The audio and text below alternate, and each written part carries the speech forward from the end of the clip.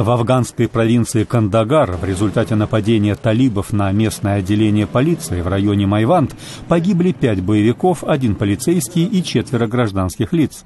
По словам представителя полиции, нападению предшествовали теракт смертника, взорвавшегося в автомобиле, а также почти часовая перестрелка.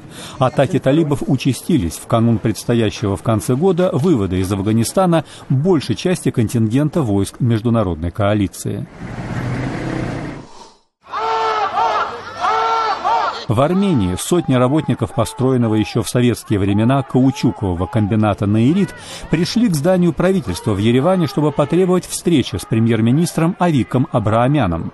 Работникам объявили недавно о предстоящем в феврале увольнении, и теперь они добиваются выплаты им почти 2-летней задолженности по зарплате.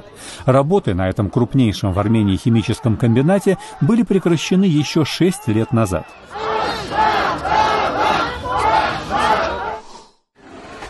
В пакистанском регионе Хайбер, так называемой зоны племен, началась 3-дневная кампания прививок против полиомиелита для детей в возрасте до 5 лет. Она проводится под усиленной охраной медицинских работников после многочисленных ранее нападений на них боевиков, которые считают таких врачей агентами Запада. Значительная часть из 276 случаев заболевания полиомиелитом в 2014 году в Пакистане в целом была зафиксирована именно в регионах зоны племен.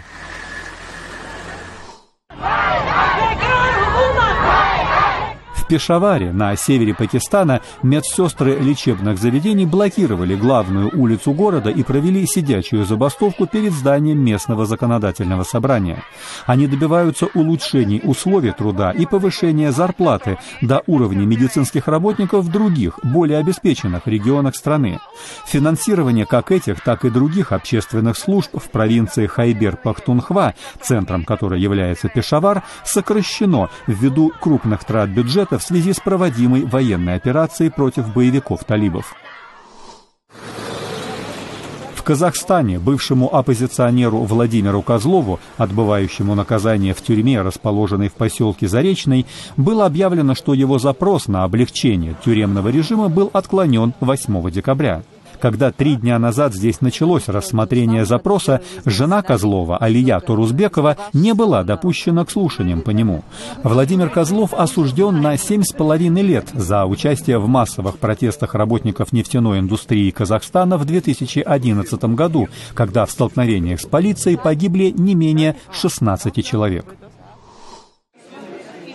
Учителя Грузии передали в национальный парламент петицию с призывом поэтапно повысить им зарплату в течение ближайших 3 лет.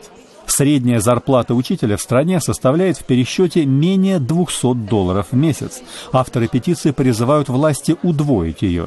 Правительство со своей стороны предлагает повышение менее чем на $30 и с сентября будущего года.